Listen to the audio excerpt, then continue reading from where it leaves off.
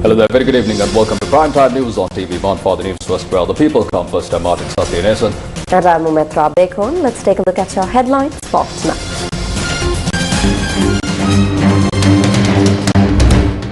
11th Raisina dialogue opens in India with broad global participation. 204 personnel from Iranian Bushehr vessel transferred to Valisara naval base. UN and several nations praise Sri Lanka for rescuing Iranian nationals. Sri Lanka has built a government the people trust, says IMF Managing Director. On to those stories in detail. The 11th Raisina dialogue is currently taking place in India. The summit, which began yesterday, will continue until tomorrow. First launched in 2016, the Raisina dialogue is being held this year for the 11th time. More than 2,700 participants, including heads of state, ministers, parliamentarians, defense chiefs, experts from multiple fields, and members of leading think tanks representing over 100 countries are attending the dialogue.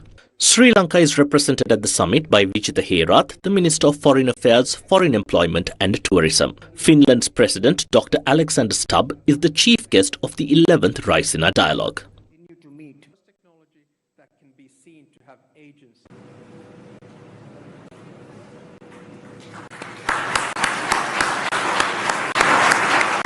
At the Raisina Dialogue 2026 in New Delhi, Finnish President Alexander Stubb said the world is heading towards a mix of multipolarity and multilateralism, urging Western nations to abandon a moral superiority mindset and work with the Global South as true partners. So I'm quite realistic that the world is probably going to be some kind of a combo of multipolarity and multilateralism. Coming from a small state, I just happen to prefer multilateralism, certainly because it protects me and it gives me more agency. And of course, the example that I have for this is the one where we have gone sort of the furthest with multilateralism, which is the European Union, where we have pooled sovereignty on issues which have to do with the fundamental tenets of nationhood, like currency, monetary policy, trade, customs, competition. These were things that you decided yourself, but at the end of the day, we decided it's better to do this alone. So I fully understand that is not the level of multipolarity that we're going to get in the United Nations. So that's my first realistic take. It's probably going to be a combo of multipolarity and multilateralism. I'm not asking for you to wait to take agency. You take as much agency as you want, but I'm realistic that you're going to do it, and therefore I suggest to my Western partners that, listen guys, if the world is going to change, if the Global South is going to decide, play ball. Stop taking the moral high ground. Stop being the teacher and the preacher. Be the partner and the cooperative. And that's why I think it was great that the European Union just did a free trade agreement with India. That's the kind of values-based realism I'm talking about. India's External Affairs Minister S. Jaishankar says it was unrealistic for the world to expect the global order of 1945 or 1989 to remain unchanged forever, emphasizing that the forces driving change were long visible but often ignored.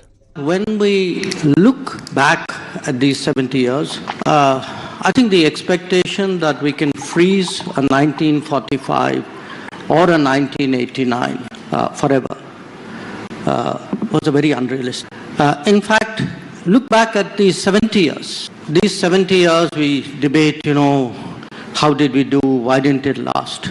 70 years is 1% of Indian history. Why would 1% of Indian history bother you? Last? No, it bothers me. But why would it last? Life moves on. So, somewhere I think this attachment to the past did not take into account the forces that were propelling the change. So, then we come to the present.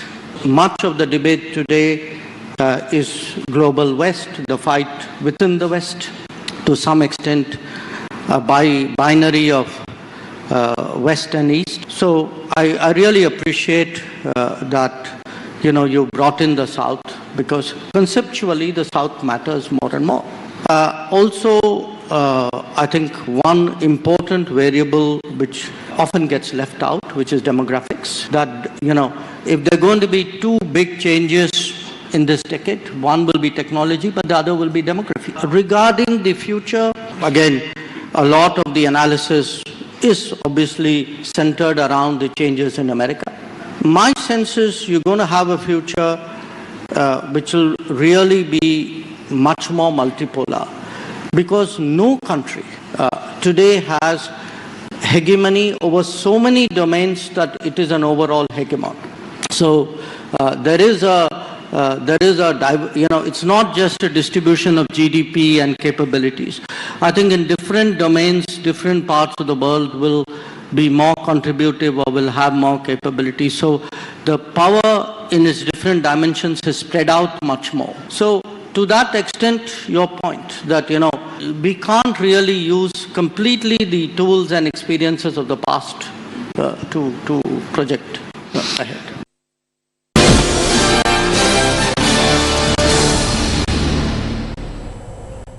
Sri Lankan Navy spokesperson Commander Buddhika Sampath says 204 personnel from the Iranian vessel IRINS Bushehr have been transported to the Valisira naval base. He said they were moved after being brought to the Colombo port by Sri Lankan Navy vessels.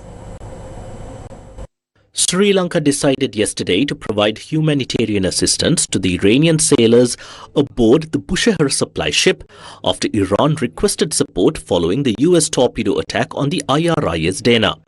According to the decision, a limited number of Iranian sailors will remain on board to sail the vessel to the Trincomalee port, while the rest were taken to the Valisira naval base. A Sri Lanka Navy team will accompany the Bushehr to Trincomalee, after which the remaining Iranian sailors will also be transferred to Valisira. The IRIS Dana, which came under US submarine torpedo fire, and two accompanying vessels had taken part in a naval exercise near Visakhapatnam, India, from the 17th to the 27th of last month. The IRINS Bushehr is one of the supply vessels involved. Meanwhile, several leading international media outlets reported extensively today on Sri Lanka's decision to act humanely towards the Iranian sailors. BBC News and Reuters highlighted the development under headlines stating that Sri Lanka had taken control of Iran's second vessel a day after the US submarine strike. Al Jazeera also reported that Sri Lanka evacuated personnel from Iran's second ship after the attack on the IRIS Dana in the Indian Ocean. The United Nations has commended the Sri Lankan government for upholding international humanitarian principles and maintaining neutrality during the rescue of Iranian nationals from the Bushehr vessel. Marc-André Franche, the UN resident coordinator and representative of the Secretary-General in Sri Lanka, welcomed Colombo's conduct, noting that the government's approach reflected its international commitments. He said the United Nations welcomes the Sri Lankan government's focus on humanitarian assistance grounded in UN and international conventions, respecting its commitment to multilateralism, maintaining neutrality, and underscoring its dedication to peace. He made these comments in the context of the rescue operation involving individuals on board the Iranian ship Bushehr who were brought safely to Sri Lanka under what authorities described as humanitarian considerations. 21 Iranian sailors rescued from the IRIS Dana, which sank following a US strike, have been discharged from the Galle National Hospital and handed over to the Sri Lanka Navy. Hospital officials said this was done after the sailors had fully recovered. The spokesperson for the Galle National Hospital stated that another 11 sailors are still receiving treatment and that several of them have suffered spinal injuries. By this afternoon, the bodies of 84 sailors who died in the incident had been placed in 2 mobile cold storage units positioned within the hospital premises. The IRIS Dana, belonging to Iran, sank on the 4th of March after being hit by a torpedo fired from a US submarine. Sri Lanka's Navy and Air Force have released a series of visuals to the media showing their rescue operations to save the personnel who were on board the vessel.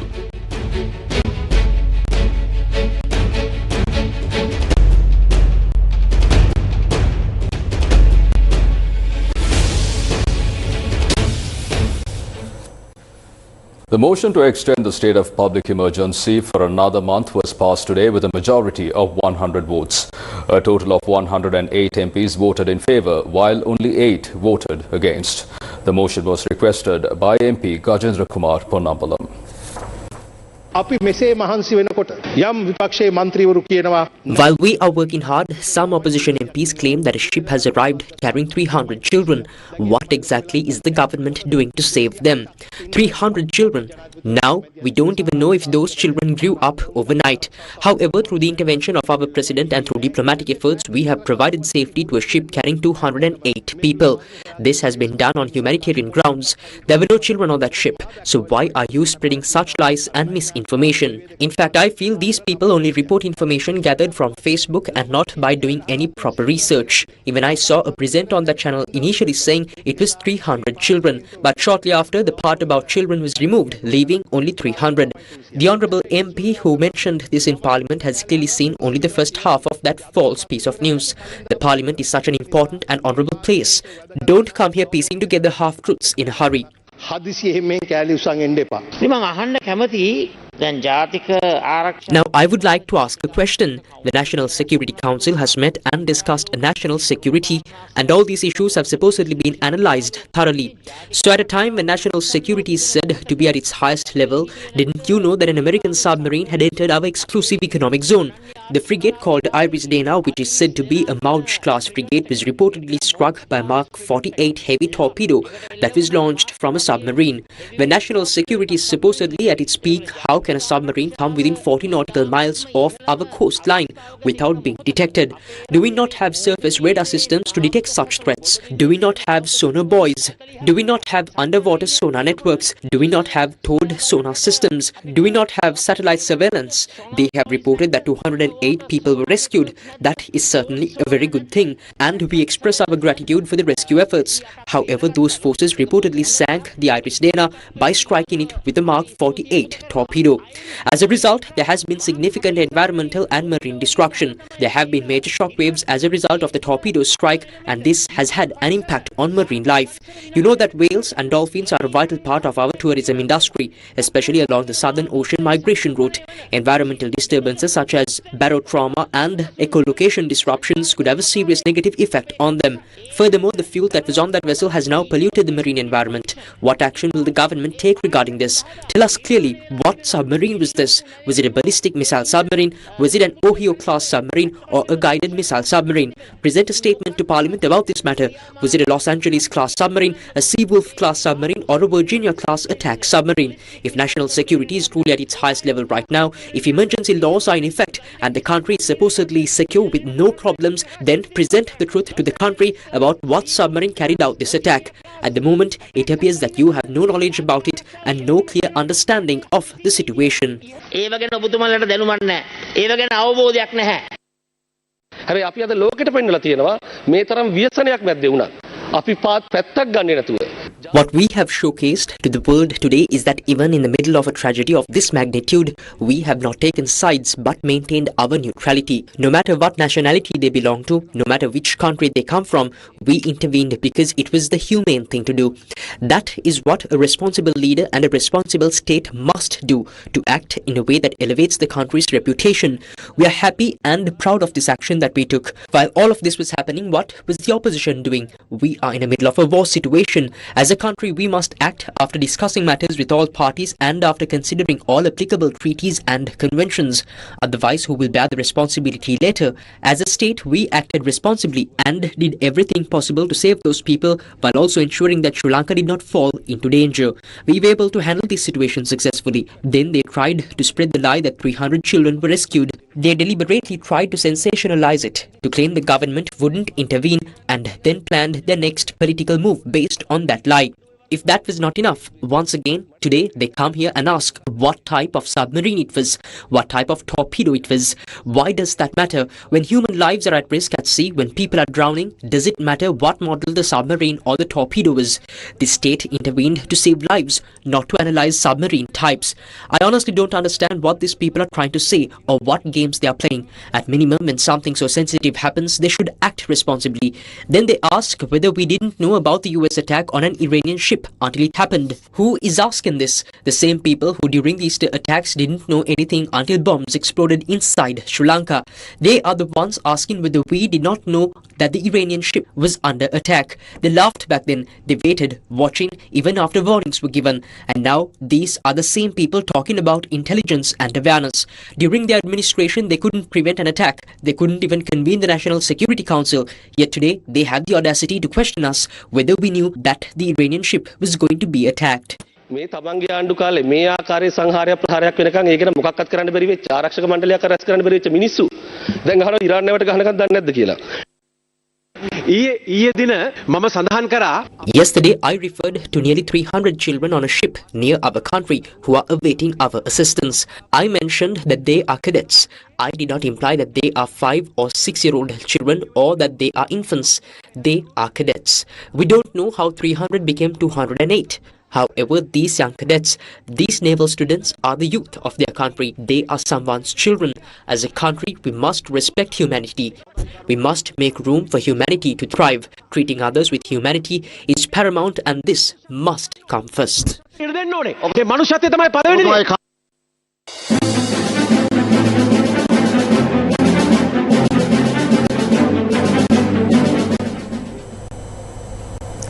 In a dramatic escalation of rhetoric across 3 world capitals, the United States, the United Kingdom and Iran have delivered some of the most confrontational statements of the conflict to date, signaling a geopolitical standoff now stretching from Washington to London to Tehran. Now, US President Donald Trump has openly urged Iran's security forces to defect in exchange for total immunity. The UK has shifted its long-held position by expanding military deployments across the Middle East, and Iran has responded with defiance, declaring it is fully prepared to confront any US ground invasion, while accusing Washington of pursuing a colonial plan to reshape Iran's leadership. US President Donald Trump has issued a direct appeal to members of Iran's security forces, urging the Iranian Revolutionary Guard military and police to lay down their arms and accept what he described as total immunity, while warning that refusal would result in absolutely guaranteed death. In a stark message, Trump said Iranian security personnel now had an opportunity to stand up for the Iranian people and reclaim the country's future. And I'm once again calling on all members of the Iranian Revolutionary Guard, the military and the police, to lay down their arms. They're only going to be killed. And now is the time to stand up for the Iranian people and help take back your country. You're going to have a chance after all these years to take back your country. Accept immunity. We'll give you immunity. And we'll be giving you really the right side of history, because that's what it is. So you'll be perfectly safe with total immunity, or you'll face absolutely guaranteed death. And I don't want to see that.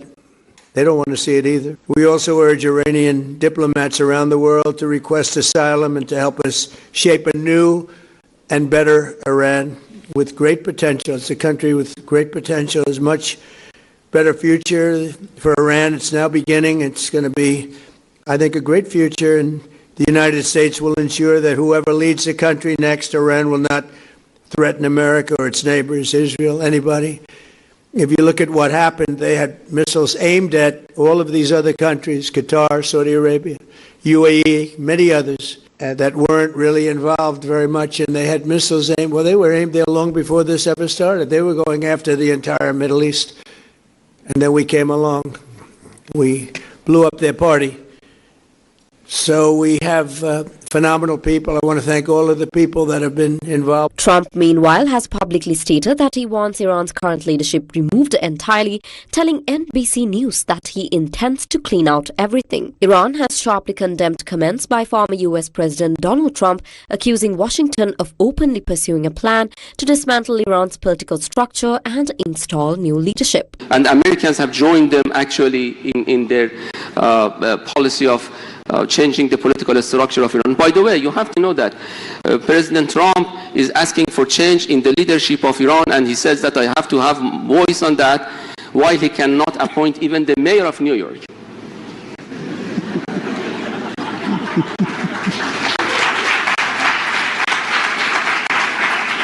Can you imagine this colonial approach, that he would like to see democracy at home, but but he would like to topple down a democratically elected president of Iran and assassinating other countries. So this is the path that they are going, and this is the heroic, resistance that we are doing. UK Prime Minister Sir Keir Starmer has announced a significant expansion of British military operations across the Middle East, marking a clear shift in the United Kingdom's stance towards Iran after a wave of Iranian drone and missile attacks across the region. While the region has been plunged into chaos, my focus is providing calm, level-headed leadership in the national interest.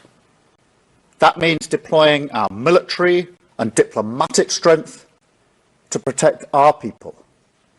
And it means having the strength to stand firm by our values and our principles, no matter the pressure to do otherwise. The long-standing British position is that the best way forward for the regime and the world is a negotiated settlement with Iran where they give up their nuclear ambitions. Now, that's why I took the decision that the UK would not join the initial strikes on Iran by the US and Israel. Now, that decision was deliberate. It was in the national interest, and I stand by it.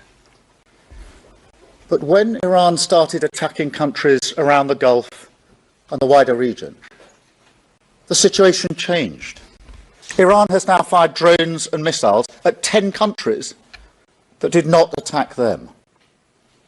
These are allies of the UK, where we have hundreds of thousands of British people, as well as British military personnel. Our number one priority is protecting our people. I can announce today that we're sending 4 additional Typhoon jets to join our squadron in Qatar, to strengthen our defensive operations in Qatar and across the region.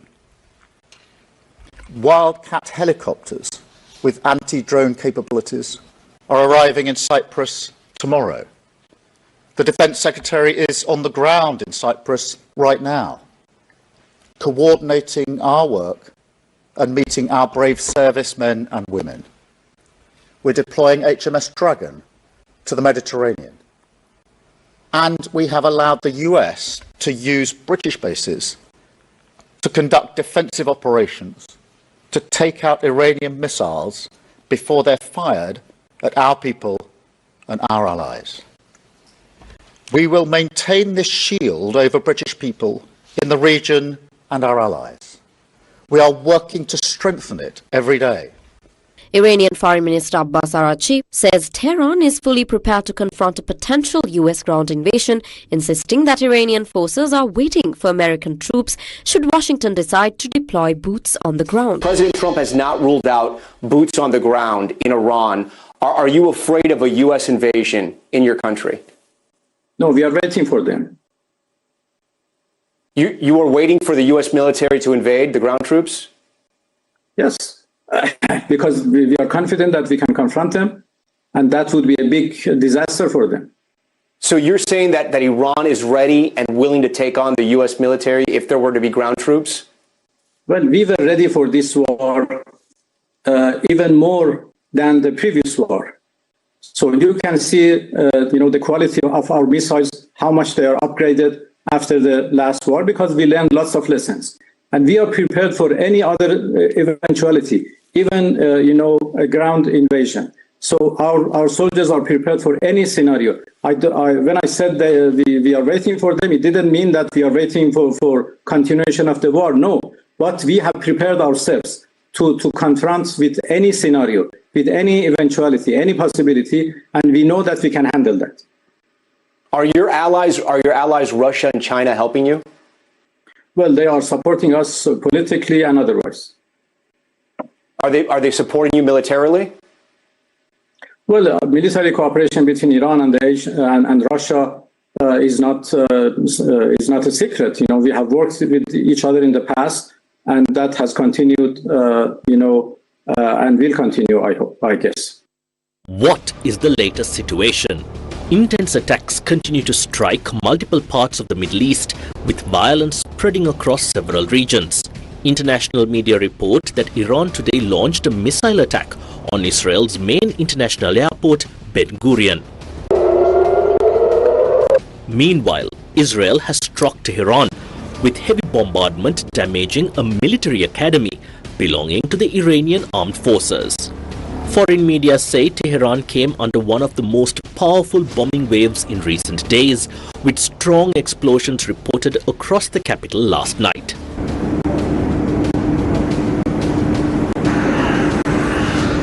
At the same time, the Israeli Air Force has begun a new wave of strikes targeting several towns in southern Lebanon, focusing on Hezbollah military centers and infrastructure.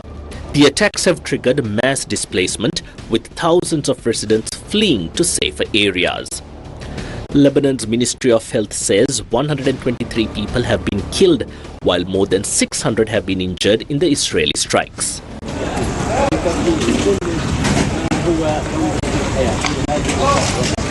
In a separate update, UNICEF reports that around 200 children have been killed in the Middle East region over the past 5 days due to clashes involving Israel, the United States and Iran.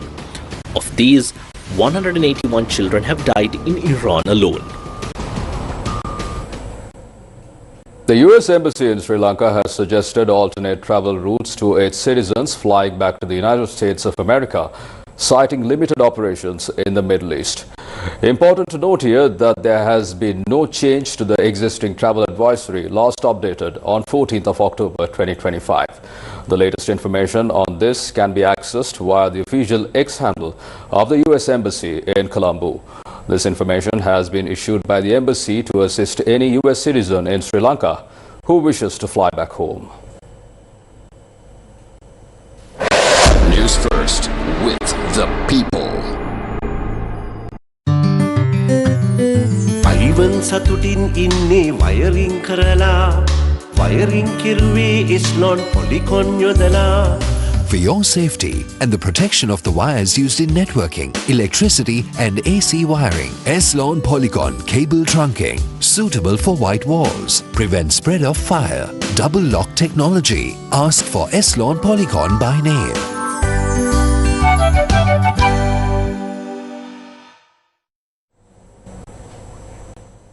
IMF Managing Director Kristalina Georgieva says Sri Lanka's recovery is being powered by a rare and valuable asset, public trust in the government. She emphasized that the willingness of Sri Lankans to endure difficult reforms stems from their confidence that the current administration is acting honestly and responsibly.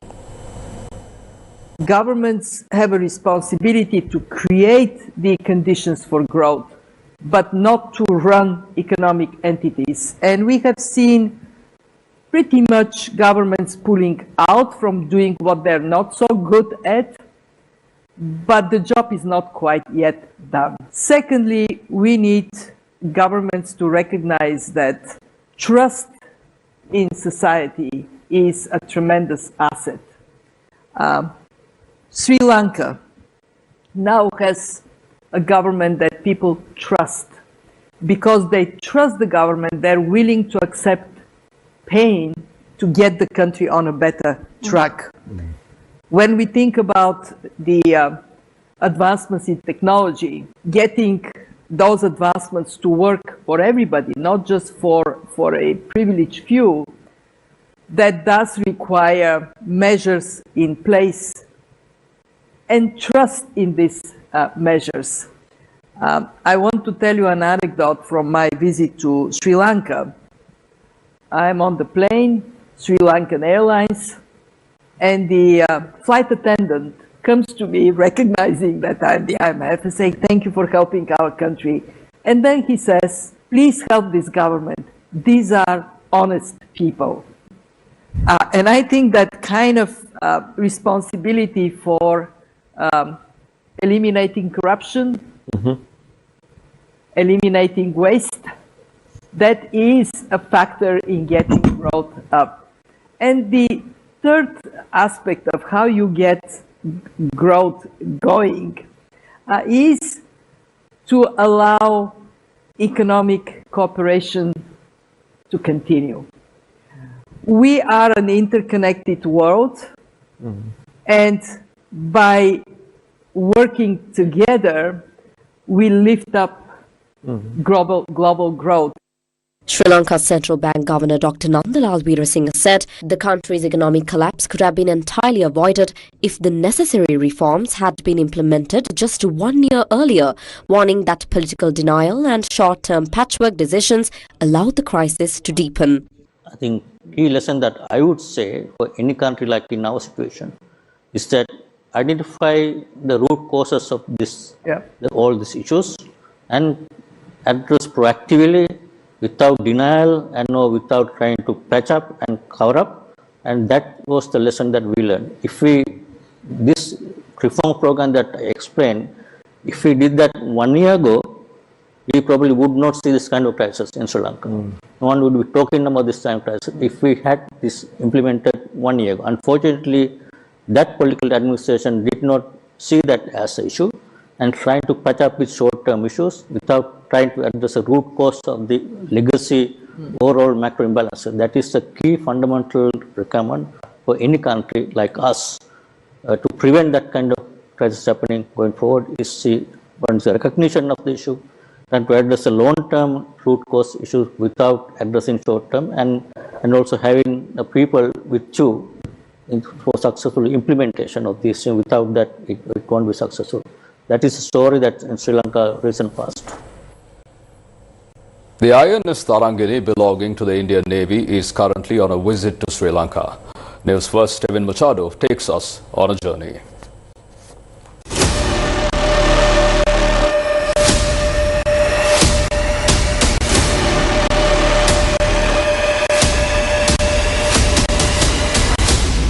INS Tarangani is one of the world's most renowned sail training ships. It is 54 meters long and 8.5 meters wide, built in 1997 by Goa Shipyard and is equipped with 3 masts. The ship's primary mission is to provide practical training for Indian naval cadets, teaching them the fundamentals of sailing, understanding wind patterns, and developing teamwork and operational discipline at sea.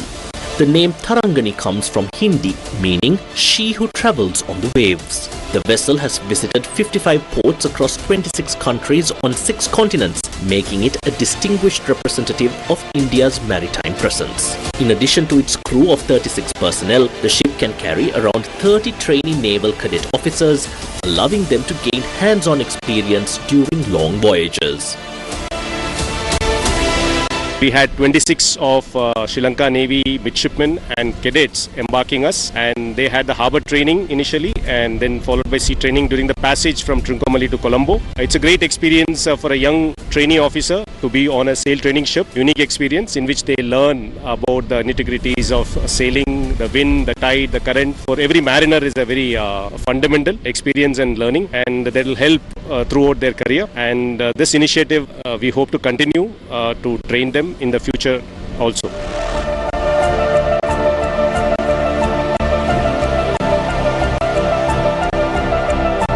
INS Tarangani made history as the first Indian naval vessel to circumnavigate the globe between 2003 and 2004.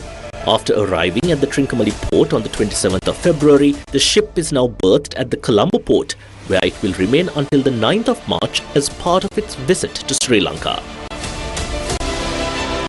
I am at the Colombo port and I am on board the Indian Navy's sail training ship INS Tarangani. Now this ship came to Sri Lanka on a goodwill and training visit to train Sri Lankan Navy personnel on sail experience. Now this visit reflects the continued cooperation between the Indian Navy and the Sri Lanka Navy.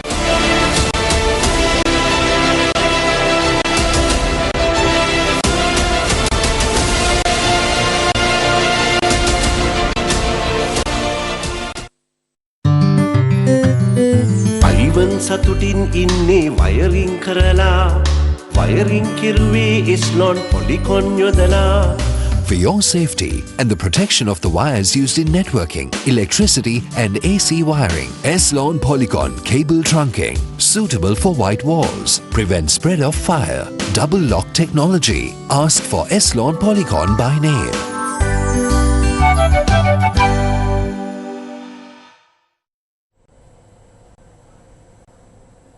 Welcome back to the news. The 24th annual K. Sivagananathan Memorial Oration and Award Ceremony was held in Colombo today. The annual Memorial Oration and Awards Ceremony is conducted jointly by the Association of Professional Bankers of Sri Lanka and K. Sivagananathan Memorial Trust in commemoration of the late Mr. K. Sivagananathan, who was an innovative banker and contributed much to uplift and upgrade Sri Lanka's banking and financial services industry. The K. Sivagananathan Trust was set up 24 years ago after the demise of my father, who was in the banking industry. He supported bringing together APB and IBSL to Sri Lanka, and it was his wish to support all the students to educate them in the banking and finance field. And the IBSL exams are a great stepping stone for this. We're happy to say that we have supported over 1,200 students in the last 24 years, giving them financial assistance and recognition to the banking world through this event. The K. Sivagananathan Trust today celebrated 54 students who excelled in banking and finance, honouring his lifelong commitment to nurturing future leaders in the industry. The Capital Maharaja Group celebrated Women's Day 2026 today, honouring women across all its group companies and sectors. The Capital Maharaja Group held its annual Women's Day celebration titled CMG Celebrates Women 2026 in Colombo today, bringing together female employees from across all CMG companies. The event featured panel discussions, interactive sessions and entertainment segments aimed at empowering women and promoting gender equality in the workplace. සියලු දෙනා වෙනුවෙන් මම දෙපළව බොහොම ආදරෙන් මේ අවස්ථාවට පිළිගන්නේ. ඇයි මට එහෙම පුළුවන් වුණේ තව කෙනෙක්ට අපේ ආයතනයේ තියෙන විශේෂ Chairman of the Capital Maharaja Group, Sashi Rajamahendran, along with several other group directors and heads of group companies, attended the celebration, underscoring the group's commitment to recognizing and supporting women across the organization. The celebration provided a platform for employees to share experiences, exchange ideas and inspire each other, reinforcing CMG's dedication to fostering an inclusive and supportive workplace culture. Alliance Française de Colombo celebrated the power and creativity of Sri Lankan women in cinema, showcasing the work of young female filmmakers from across the country in Colombo today. A special screening of short films by young female filmmakers from across Sri Lanka was held at the Alliance Française de Colombo to celebrate International Women's Day with the support of the Embassy of France in Sri Lanka and the Maldives.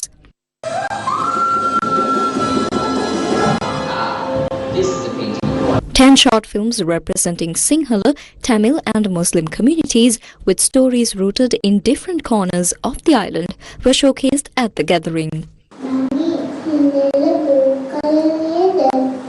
The event served as a heartening reminder that women are a vital part of Sri Lankan cinema, using their stories and creativity to shape its future.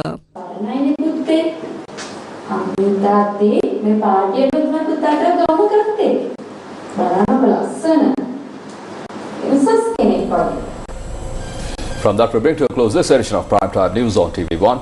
Thank you for watching. Good night. Good night.